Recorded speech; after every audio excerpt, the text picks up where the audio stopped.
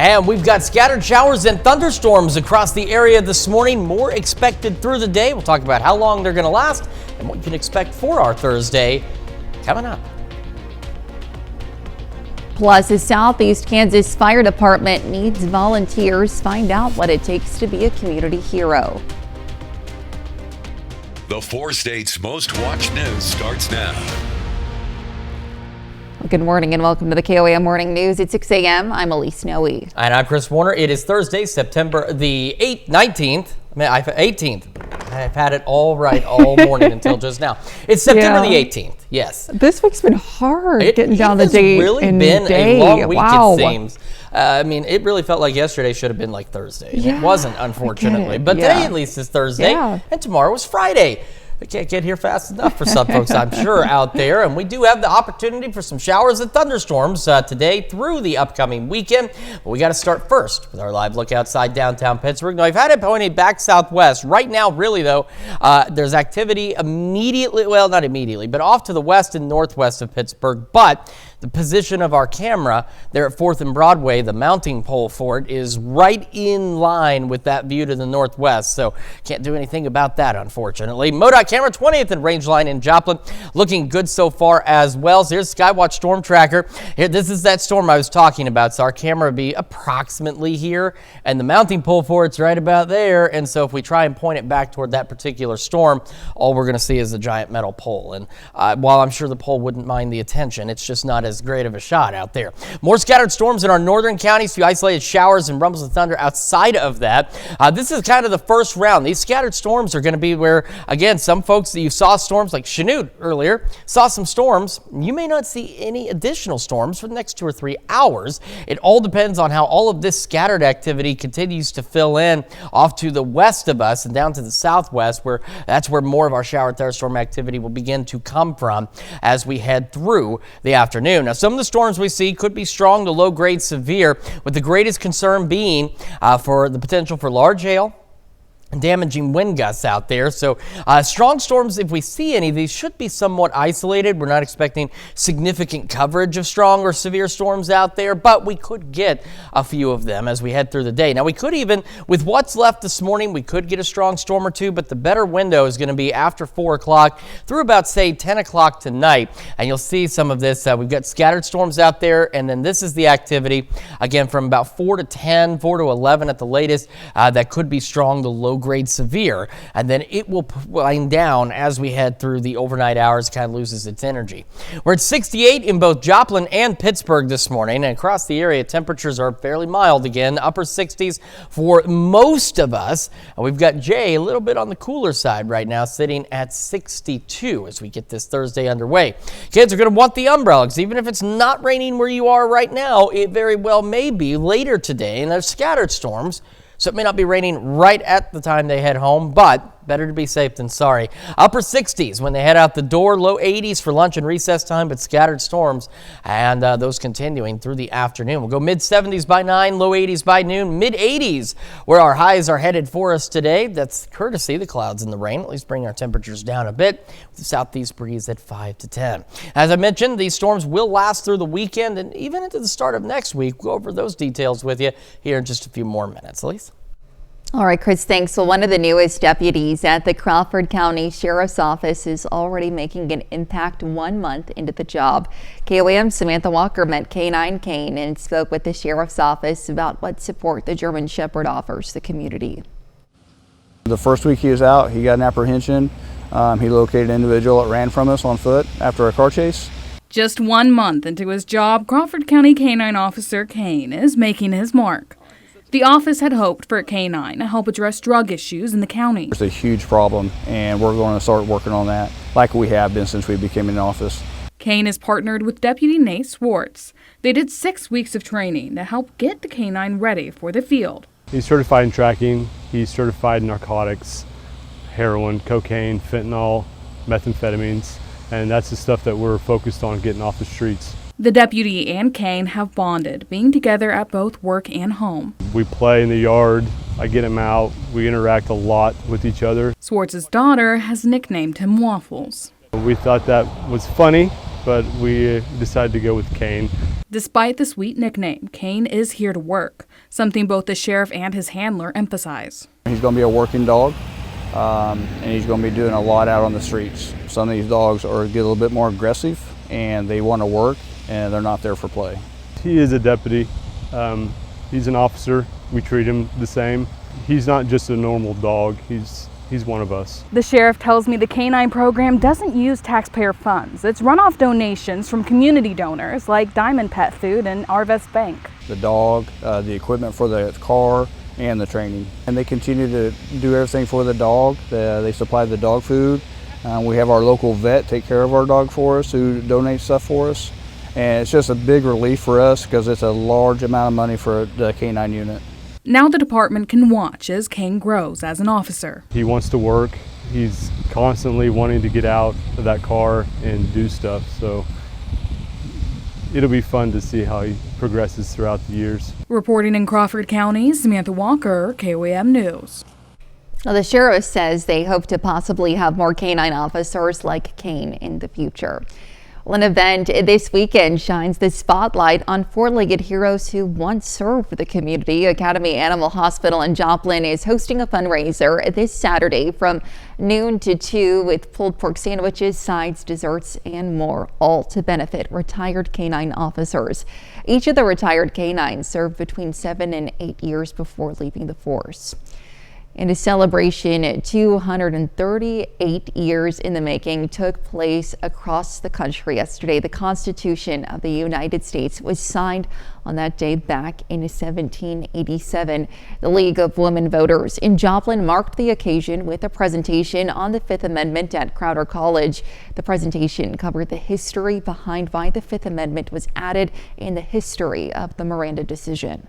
Incredibly important for us to just maintain a strong awareness of our Constitution within the United States. It is the framework that our government rests on, and it is critical that every citizen understand that document, understands its importance, and understand how it came into being. Now, each student was given a copy of the Constitution to read. The Fifth Amendment protects against self-incrimination. The Southeast Unified Golf Tournament teed off at Four Oaks Golf Course in Pittsburgh yesterday morning. The event, hosted by Special Olympics Kansas, brings together athletes with and without intellectual disabilities to celebrate inclusion, sportsmanship, and community. With more than 60 teams participating, the tournament saw significant growth from just 12 teams last year. It's to build the relationships between the athletes and members in the community and peers just within their classroom and within their school, but being able to celebrate it on the golf course and having that one-on-one time with their partner to build those relationships is really what today's all about. Volunteers for the event were local high school athletes and community members. The Columbus Fire Department is looking for 3 firefighters to fill their volunteer roster. One requirement: you have to live in or near the city limits. Plus, availability is key. Fire Chief Stephen Burton says they will train the right people, and he says in recent years, volunteer service has declined tremendously. Anybody that's interested in becoming a volunteer or seeing what that looks like, not just for Columbus, but any other community that has volunteer fire departments, reach out to them, see what it takes to join, go do a ride along. Just ask questions, and it might be that thing that you've been missing in life that brings some joy to you. Give it a shot. You might make a difference in someone's life and not even realize it.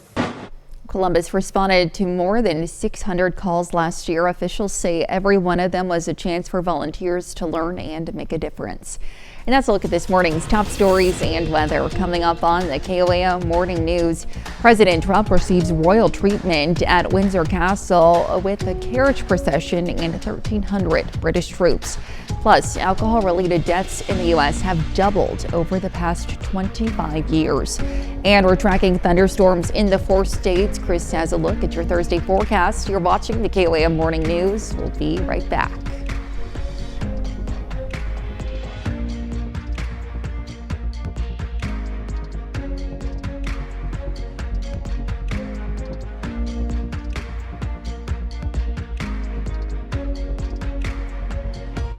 Well, topping World Watch, President Trump kicked off an unprecedented second state visit to the UK with a royal welcome at Windsor Castle.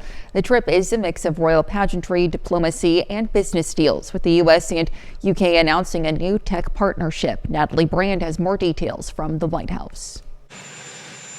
A royal charm offensive as President Trump and the First Lady arrived at Windsor Castle, joining King Charles and Queen Camilla for a carriage procession.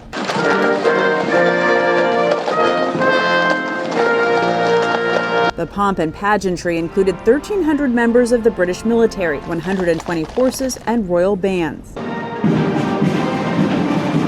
This trip is an unprecedented second state visit, but it's also about business. This week, the U.S. and U.K. announced a new technology partnership with joint efforts that focus on nuclear energy and artificial intelligence. U.S. tech giants, including Microsoft, NVIDIA, and Google, have pledged more than $40 billion in investments. Tremendous opportunity in economic growth, in social services, advancing science, you name it. And that special U.S.-UK technology relationship is not something to be taken lightly. But not everyone in the UK is embracing the relationship. Demonstrators gathered outside Windsor Castle ahead of the president's arrival. Trump doesn't represent Britain, doesn't represent our values, and we don't agree with all the horror that he's caused to many lives. Tuesday, 4 people were arrested after an old picture of Trump and convicted sex offender Jeffrey Epstein was projected on the royal residence. Natalie Brand, CBS News, the White House. Last week, UK Prime Minister Keir Starmer fired the UK ambassador to the United States over his ties to Jeffrey Epstein. Well, still to come, a Fort Lauderdale nonprofit helps disabled and low-income residents keep their pets. Plus, we're tracking scattered thunderstorms. Chris has a look at your Thursday forecast. We'll be right back. Good morning. I'm Elise Snowy with your KOAM News update. 2 women are behind bars after destroying a memorial for Charlie Kirk at the Benton County Courthouse.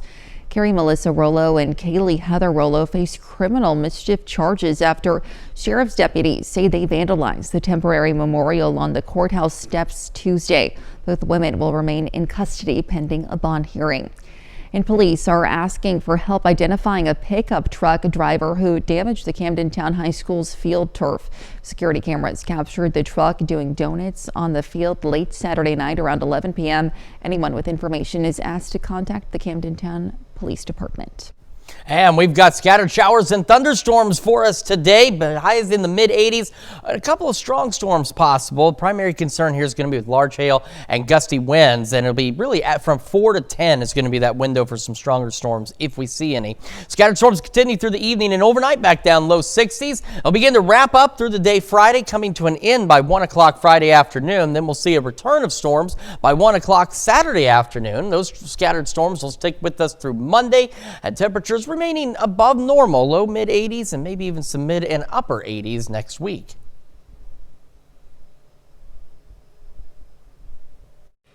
Well, the cost of owning a pet can easily top $1,000 a year, including food and vet bills.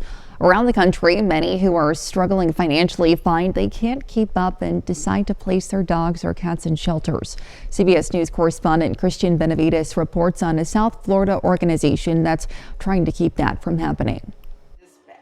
Fort Lauderdale, Florida resident Kathleen Ortega is homebound because of a disability. To care for her cat Selena, she counts on volunteers like Sylvia Druitt, who regularly visits her home. There you go. On a hot September day in South Florida, that meant bringing cat litter and food up a flight of stairs.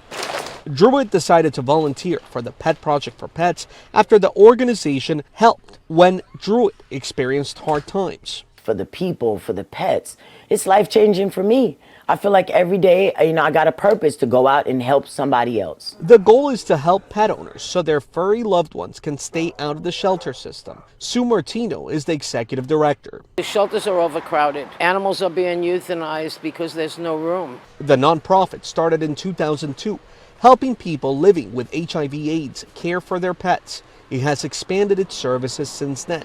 Now the group hands out up to 15 tons of food each month. The people barely have food for themselves, and they prefer to feed an animal before they feed themselves. The organization runs on donations, grants, and volunteers who help run this thrift store. All the money raised here goes to help pet families in need. The store offers discounted prices on pet items as well as furniture and even TVs. Ortega is grateful. Without the help, she says she wouldn't know how to care for Selena. You treat your animal like if it's a kid. It has needs and it's expensive. It's like taking care of a kid. The organization ensures families of all kinds stay intact. Christian Benavides, CBS News, Fort Lauderdale. Now, the Pet Project says if a pet owner is helping dies, the organization works hard to find a foster home for the animal as well as a permanent one. This year's May's design is Whale of a Tale, drawing inspiration from Maine children's author Robert McCauley's classic book, Bert Dow, Deep Water Man. To honor that legacy, Dragori announced they will be offering free admission to the corn maze on Saturday and Sunday. This year marks the 25th anniversary of their corn maze and the 8th time they've placed in the USA Today's 10 Best Corn Maze competition. The farm also placed second this year for Best Pumpkin Patch. And a new mayor now reigns over the Somerville community path, and she's got claws. Minerva, a long-haired black cat, won the animal mayor election after a tough race against cats, dogs, reptiles, and more. Minerva's campaign poster featuring her intense stare and the word crime helped her claw to victory over incumbent Barry. Residents say the contest is a fun way to build community and celebrate their four-legged friends. Let's take it over now to Chris for a quick look at your forecast. Yeah, we've got scattered showers and thunderstorms pushing through parts of the area this morning. More showers and storms expected through the day. Got a complete look at your forecast, breakdown of those rain chances when we come back. Time now is 6:20. Welcome back to the KOAM Morning News. 6:22 now on this Thursday morning, starting with Skywatch Storm Tracker. So we'll start with the heavier thunderstorm activity that's taking place in our far northern counties, Garnett, Burlington, back toward Mound City as well. Still dealing with showers and storms out there. Nothing strong, nothing severe, so that's always some good news. We got some heavier showers, a few rumbles of thunder around the Yates Center area. We'll take 75 south and then to the southwest of Buffalo or north of Fredonia. Another thunderstorm out there. This little thunderstorm is beginning to die out to the east of Erie or northwest of Girard. And then we've got new development that's been taking place. So this one, again, that one near Fredonia, this one near Howard, and then additional showers and storms developing outside of our area. Now, all this activity is lifting off to the north and east, but it is continuing to develop. And watch the loop here. It's continuing to develop back down to the south and will continue to push up through our area and bring us these scattered showers and storms through the day. And we'll get additional development. You can see this complex, for example, is moving east, and it'll help drive this line a little further east. Even though the storms may move northeast, this line will start pushing to the east, and we'll continue with scattered storm chances across the area. Now, some of the storms could be strong to low-grade severe. We don't have any tornado risk areas highlighted, which is good news. The threat's never zero with severe weather, or severe thunderstorms, but when we don't have risk areas highlighted, it means that risk is extremely low. Our bigger concerns are the level 1 out of 5 risk for both wind and hail, so some damaging wind gusts, some large hail possible with some of the stronger storms. Now, we could get a couple of strong storms even as early as this morning, but the more likely window is going to be after 4 o'clock from 4 to 10, where we could get some of these isolated to scattered stronger storms out there. So we're not talking any kind of like outbreak or numerous strong or severe storms, but we could get a few as we head through the day and into the evening hours. Scattered shower storms continue overnight and into our morning commute, but they begin winding down through the morning, and by about 1 o'clock Friday afternoon, they should be out of here. And we won't see the next round of rain really start to build in until late morning and into the afternoon on our Saturday, where we get some additional scattered showers and storms that build in, and those chances last through at least next Monday. So near 70 to start, near 80 by 11, and of course scattered storms, so it's not rain everywhere all at once. Okay, so this is a forecast for our region, not a specific location. So you may not be getting rain right now. You may not get rain for several hours, but eventually all of us will have that window. We'll go mid-80s today, southeast winds 5 to 10. Scattered storms continuing through the evening and overnight, back down into the low 60s. And again, they'll wrap up by tomorrow afternoon and rejoin us by Saturday afternoon. And they'll continue through at least Monday. Temperatures not that far from normal through the weekend and into the start of the next work week. We could still warm up into the upper 80s by the second half of next week, but we do have some data that's coming out we're going to keep looking at very closely that's suggesting we could be on the opposite end of that and instead be in the upper 70s by the second half of next week. Not that anyone would complain. It'd finally start to feel like fall. That's checking your forecast. We're going to send it over to Elise now with Health Watch. All right, Chris, thanks. Well, a major new report highlights the health toll COVID takes on the body. A European study looking at long COVID patients finds even if COVID isn't fatal, it can damage the lungs, heart, and blood vessels. And that's why vaccination is still so important, as vaccinated people are far less likely to develop long COVID. Researchers estimate 100 million people worldwide are living with long COVID, and 5 million have heart problems as a result. Well, alcohol-related deaths in the U.S. have doubled over the past 25 years. Researchers at UCLA found the biggest increase was during the early days of the COVID pandemic, when people were facing stress due to isolation and there was less access to treatment. Now, since then, alcohol-related deaths have been falling, but rates are still higher than before the pandemic. And aspirin could help prevent some types of colon and rectal cancer from recurring. A study in Europe found a low dose of the common over-the-counter medication halves the risk of reoccurrence of cancer in patients who already had surgery.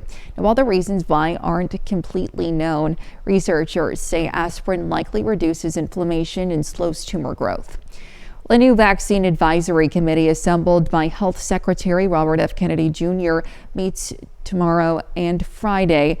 Well, today and Friday, rather, to review possible changes. Kennedy, of course, is an outspoken vaccine skeptic. Christian Benavides has reaction from both parents and doctors. Please lay down the baby. Marcela Farah's 2-year-old daughter Sophia has all her vaccines. I know. Today she got her flu shot. Everybody's a little bit more confused, but I think a lot of people are still very strong in their own beliefs. And at least from my bubble, the people are still getting vaccines. At this Fort Myers, Florida pediatrician's office, patients are asking more questions since Florida announced it would roll back some school vaccine mandates, including for the chickenpox and hepatitis B. It's something mother of 3 Marida Smith said she agrees with. Ultimately, your stance is that the parents should decide. Yes, I'm the legal guardian for them, right? So who else is supposed to decide? Still, her daughter got the HPV shot. We're kind of in a space where we're just trying to take all the information in, and we haven't been one way or the other yet. First-time father Brandon Gonsalves opted not to vaccinate his newborn for hepatitis B, which the Centers for Disease Control and Prevention recommends be done at birth. What are your plans for future vaccines? We're not too sure yet. Okay. Yeah. Open. A survey by the Kaiser Family Foundation and the Washington Post found that while 1 in 6 parents are rejecting vaccine recommendations, vaccines remain popular, with about 80% of parents saying they should be mandated in schools. Are we going to see more sick kids in Florida? You've got to expect to. Dr. David Butler believes some parents are choosing not to vaccinate because of mistrust and misinformation. They bring their views into the room and they have their minds made up before they come in. You think that parents are not listening to medical advice? A lot of times, yes. Yeah. And what goes through your mind as a medical professional? It's difficult because me, myself, all of my colleagues, all we want to do is provide the best care we can for your child. I'm Christian Benavides in Fort Myers, Florida. And that's a look at some of today's top health stories. We'll be right back. Right now at 6:30, the city of Fort Scott continues its revitalization efforts. And scattered showers and thunderstorms pushing through the area this morning, and we'll expect more through the day. Look at that forecast coming up. Plus, Missouri citizens work to override lawmakers on redistricting. The 4 states' most watched news starts now. Good morning and welcome to the KOAM Morning News. It's 6:32. I'm Elise Noe. And I'm Chris Warner. It's Thursday, September the 18th. Very happy Thursday to everybody. Yes. And we are continuing with scattered showers and storms for some folks out there. And if you haven't had any rain just yet, don't worry, you've got a chance of it as we head through not just today, but into the weekend as well. Let's start with that live look outside downtown Pittsburgh. And again, we've had it pointed back to the southwest. We had a couple of storms out there. Those have since fizzled out, but more are on the way. Most ODOT camera, 20th and Range Line in Joplin, looking good as well. So here's the Skywatch Storm Tracker, and here's what we've got. Scattered shower storms across the region. We've got this one to the west of Chanute. We've got new development that's been taking place off to the south and west of our area as well. And then this complex is what we've been dealing with through the morning hours, and it's continuing to gradually lift off to the north and east. But if you watch, you'll see all of the new development that is gradually beginning to take place out there. And so again, we'll be expecting showers, thunderstorms throughout the day. Some of those could be strong to low grade severe. We do not have any tornado risk areas highlighted, which is great news. Again, with severe thunderstorms, the risk is never zero, but when we don't have any of these areas highlighted, it means that risk is extremely low. The greater concerns are with the possibility of some large hail and damaging wind gusts, but as you can see, this brown color, this is that level 1 out of 5 risk. So it's a low one, but it is there, and it is something we'll keep an eye on as we head through the day. Future track showing scattered showers, thunderstorms. Some of you may have some long pauses between storms as well as we progress through the morning and into the afternoon. And after 4 is when we see that window for maybe some of those stronger storms. Could we get some ahead of that window? Certainly we could, but the better chance for any stronger storms, if we get any, is going to be from about 4 to 10 o'clock through the evening. We're at 68 right now in Joplin, 68 in Pittsburgh as well, and across the region, temperatures look like that. Mid to upper 60s for just about everybody out there. Some cooler locations down south, Miami and Jay both at 63, but the majority of us into the upper 60s. Kids getting on the bus, send them out there with the umbrella, or if they're walking, send them with the umbrella as well. Or maybe if you're in one of those storms now, you could take them up to the school so they don't have to walk in it. We're going upper 60s as they head out the door. Low 80s for lunch and recess time. Scattered storms out there. And those will continue through the time that they come home. But again, because it's going to be scattered, you may be getting storms now, but you don't have any when they come back home. Or you may be dry now, but you've got scattered storms when the kids come home. Or in some of the cases, it may be raining now and it'll be raining later too. We're going to go mid 70s by 9, low 80s by noon. Our highs today in the mid 80s thanks to clouds and rain, the cloud cover and rain. And we'll go with the wind southeast at about 5 to 10 miles an hour. These thunderstorm chances are not the only ones we have over the next few days. We'll talk about that, how the weekend is shaping up here in just a few more minutes. Elise. All right, Chris, thanks. Well, the city of Nevada upgrades how it warns residents during severe weather. KOAM's Blake Gully shows us how the city will replace its decades-old sirens with a new system designed to cover more ground. Nevada has used the same storm sirens since the 1980s, but that's now changing with a $300,000 upgrade to replace the aging system. They're able to reach out further. We're able to even reach out into the county a little bit outside our city limits. So they're placed in about the same location. We had to make a couple movements, but they're placed in the same location, and we'll be able to do tests daily with those, as silent tests, so we're to make sure they're activated and ready to go. This motel still shows scars from the last tornado here in Nevada. And while the city is going from 8 sirens down to 7, the fire chief stresses how much stronger the new system is. These are newer sirens. They're a lot louder and they're able to reach more coverage. The city is also adding large speakers at the golf course and baseball fields for added safety. This will have additional capabilities where we can warn, especially if the kids are out there playing baseball or golfers are out, we can notify them of a lightning coming in or a thunderstorm or heavy rain coming in also. The city hopes by replacing the old system, residents will have more time to get to safety when severe weather strikes. Reporting from Nevada, Missouri, Blake Gully, KOAM News. Now, city officials expect the new sirens to be in place by mid-October. They also plan to have the new system fully installed before the old one comes down. Well, several small business owners along East Wall Street in Fort Scott, Kansas, say business has picked up in recent weeks. They say the uptick stems from the relocation of the After Effects salon to the street, as well as overall cleanup efforts by business owners to attract more visitors. Anything, that gets folks out here, if they need to store something next door, the restaurant, the salon, a lot of guys will drop their significant other at the salon, come in, look at firearms. So yes, it's been very good for us.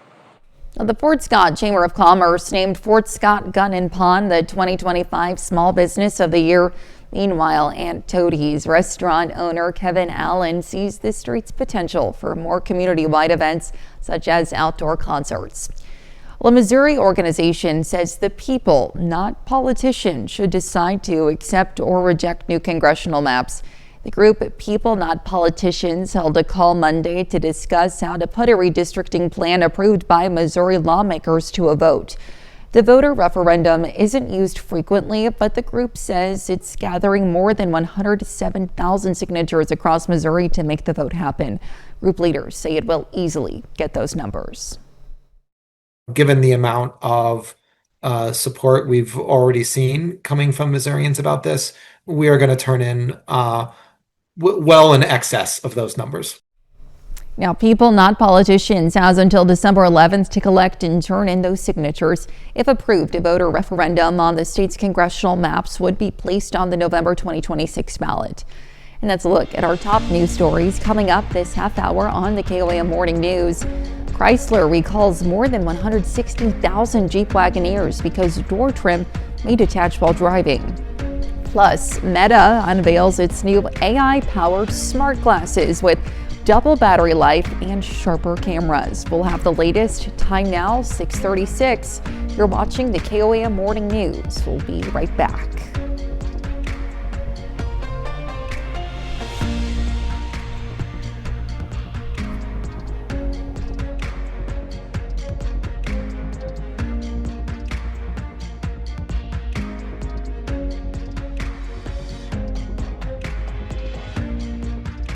Well, in Consumer Watch, the Federal Reserve is cutting its benchmark interest rate by 1/4 percentage point. It's the first rate cut since December.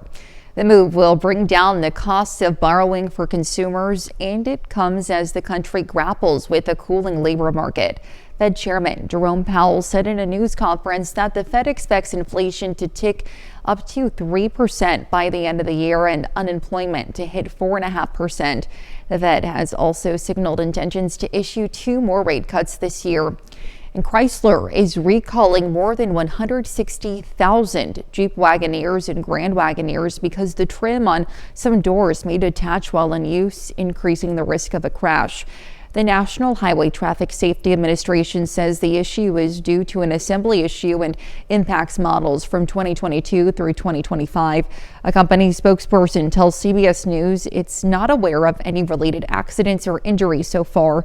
Owners will be notified to take their vehicles to the dealership for a free repair.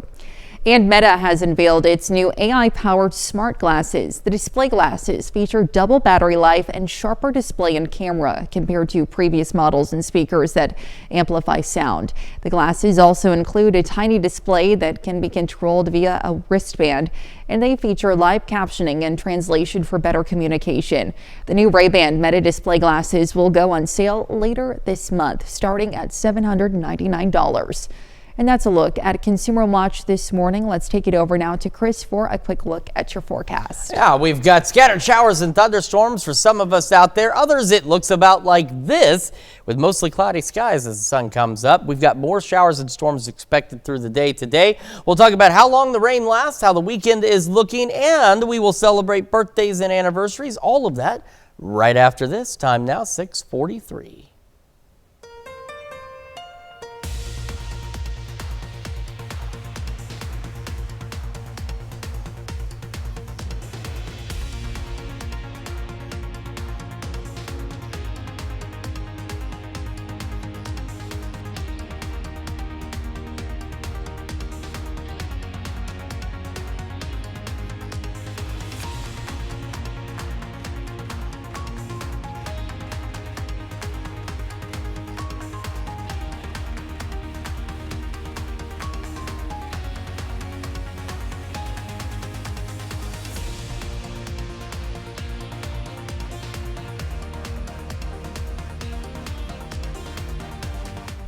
All right, time now for some Thursday birthdays, and we are going to begin in Pittsburgh with Rydlan O'Banion celebrating birthday number 2. Says, happy birthday, baby girl. Mama loves you to the moon and back.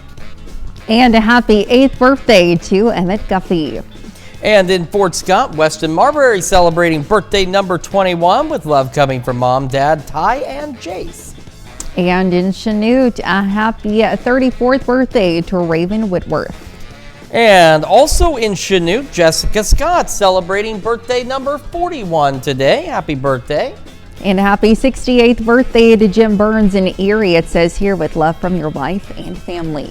And we also have Shirley Bailey in Chanute as well. Parties in Chanute today, yes. Celebrating birthday number 88. A very happy birthday to you, Shirley. A very happy birthday to all of you on our list.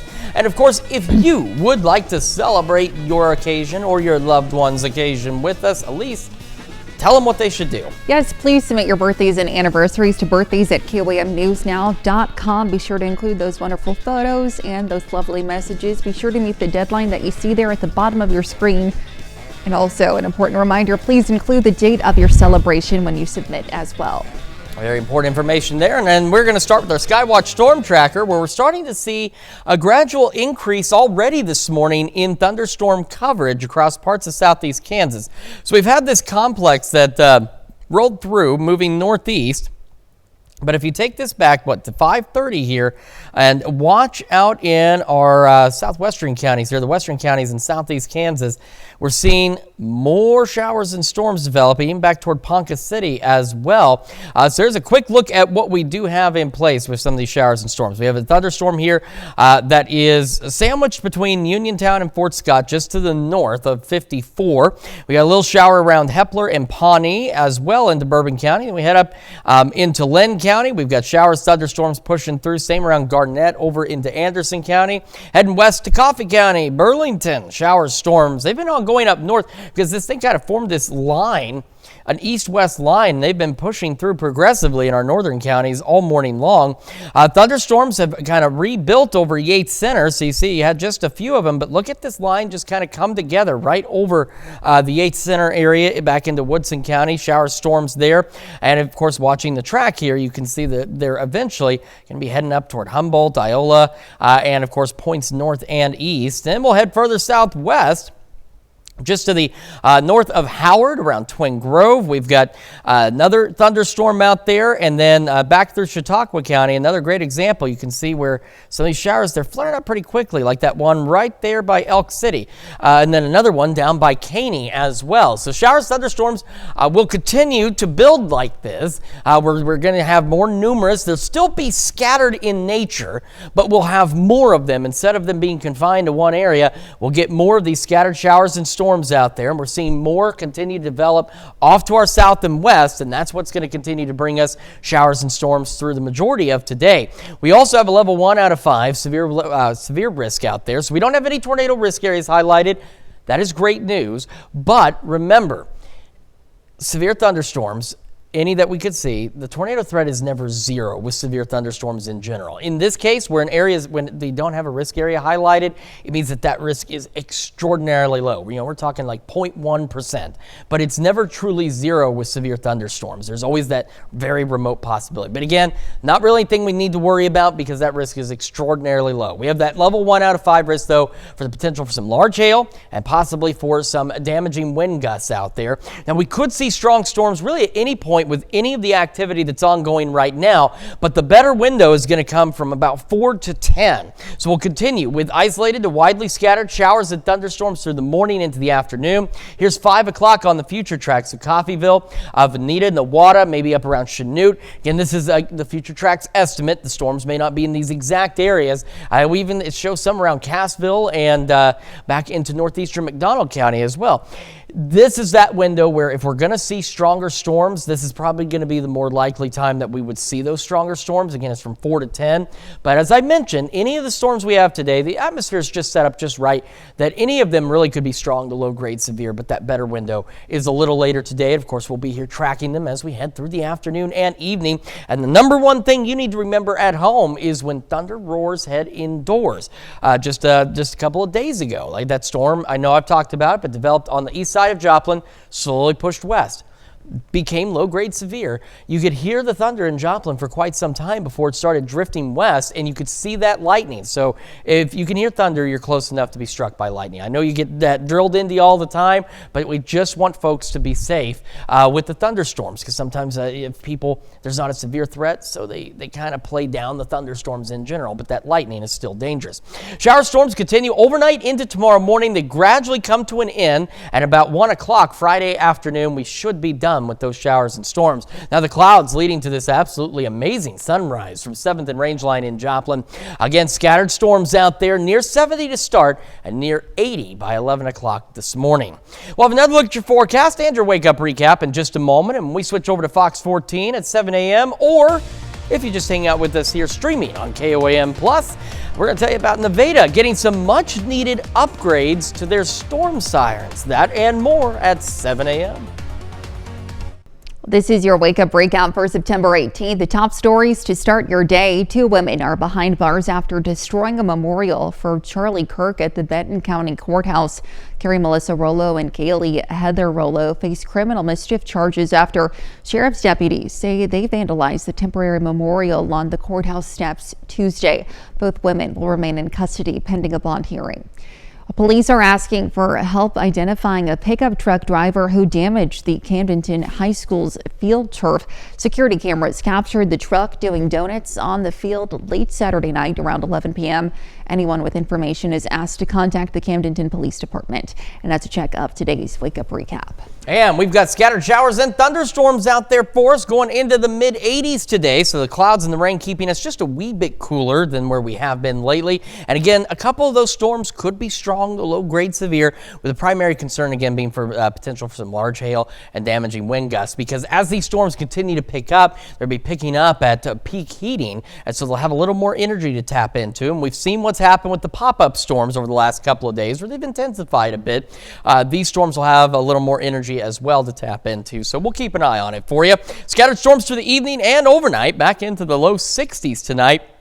These storms continue, gradually coming to a close through the late morning, early afternoon on Friday, and then resuming by Saturday afternoon and continuing into at least next Monday out there. Temperatures still a bit above normal, low mid 80s as we head through the weekend and into next week. All right, and coming up today at noon, we're making Greek Isles roasted chicken in the Mr. Food Test Kitchen. And your morning news continues on KOAM with CBS Mornings. More of Gail's candid conversation with Grammy Award-winning rapper Cardi B.